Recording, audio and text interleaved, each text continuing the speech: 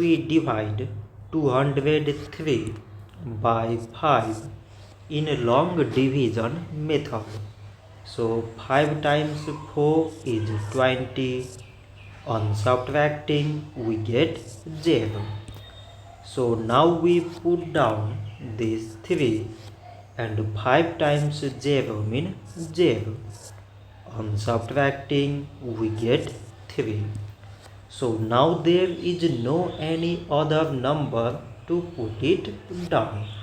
So we take here decimal, so that we put 0. So it is 30 and 5 times 6 is 30. On subtracting we get 0.